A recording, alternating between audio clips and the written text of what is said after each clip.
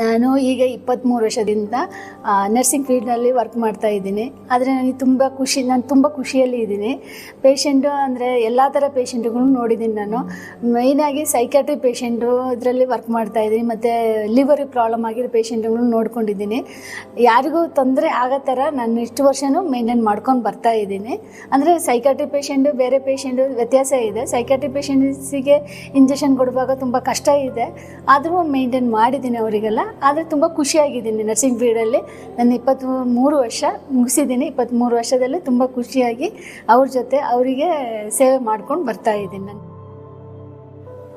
Patient ಬಂದಮೇಲೆ ನಾವು ಒಂದು ಪೇಷೆಂಟ್ನ ಕೂರಿಸ್ಬಿಟ್ಟು ಜಸ್ಟ್ IV ಅಂದರೆ ನಾವು ಕೈಯಲ್ಲಿ ಒಂದು ಇಂಜೆಕ್ಷನ್ ಆದರೂ ಕೊಡಬೇಕು. ಡ್ರಿಪ್ಸು ಇಂಜೆಕ್ಷನ್ 2 ಮಿಕ್ಸ್ ಇದ್ದರೆ ಪೇಷೆಂಟ್ ಮಲಗಿಸ್ಬಿಟ್ಟು ಅವರಿಗೆ ಆರಾಮಾಗಿ ಮಲ್ಕೊಳ್ಳೋಕೆ ಹೇಳ್ಬೇಕು.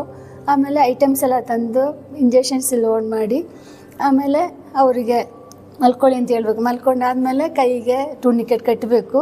ನೀಟಾಗಿ ಸ್ಪಿರಿಟಲ್ಲಿ ವಾಶ್ ಮಾಡಬೇಕು. ವಾಶ್ ಆದಮೇಲೆ ಇಂಜೆಕ್ಷನ್ IV ಲೈನ್ ಸ್ಟಾರ್ಟ್ ಮಾಡ್ಕೋಬೇಕು.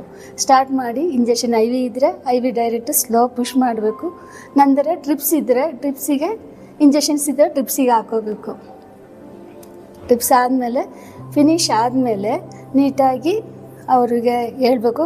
ಅದು ನೀಟಾಗಿ ಬ್ಯಾಂಡೇಜ್ ತೆಗಿಬೇಕು. ತೆಗೆದುಬಿಟ್ಟು ಅದಕ್ಕೆ ಒಂದು ಕಾಟನ್ ಹಾಕಿ ಕೈ ಫೋಲ್ಡ್ ಮಾಡೋಕ್ಕೆ ಹೇಳ್ಬೇಕು. ಅದೊಂದು 10 ನಿಮಿಷ ಆದಮೇಲೆ ಮತ್ತೆ ಓಪನ್ ಮಾಡಿಬಿಟ್ಟು ಅದರಲ್ಲಿ ಬ್ಲಡ್ ಏನಾದರೂ ಬರ್ತಾ ಇದ್ದರೆ ಅದಕ್ಕೆ ಮತ್ತೆ ಇನ್ನೊಂದು ಸರಿ ಕಾಟನ್ ಹಾಕಿ ಬ್ಯಾಂಡೇಜ್ ಹಾಕಿ ಒಂದು ಅರ್ಧ ಗಂಟೆ ಆದಮೇಲೆ ಅವರಿಗೆ ರಿಮೂವ್ ಮಾಡೋಕ್ಕೆ ನಾವು ಹೇಳಿ ಕಳಿಸ್ಬೇಕು. ಒಂದು ಪೇಷೆಂಟಿಗೆ ನೀಟಾಗಿ ನಾವು IV ಲೈನೆಲ್ಲ ಹಾಕಿ ಅವ್ರಿಗೆ ಕೇರ್ ಕೊಡುವಾಗ ಅಂದರೆ ಏನೂ ಮಿಸ್ಟೇಕ್ ಆಗದೆ, ಒಂದು ಸ್ವೆಲ್ಲಿಂಗ್ ಇಲ್ಲದೆ ನಾವು ಅದು ನೋಡ್ಕೊಂಡು ಹೋದರೆ ನಮಗೇನೂ ತೊಂದರೆ ಆಗೋಲ್ಲ.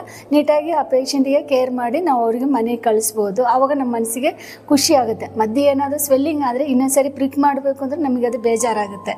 ಆ ಥರ ಬರ್ದಂಗೆ ನಾವು IV ಲೈನ್ ಹಾಕಿ ಅವರಿಗೆ ಕೇರ್ ಕೊಟ್ಟು ಮನೆಗೆ ಕಳಿಸ್ತೀವಿ ನಾವು.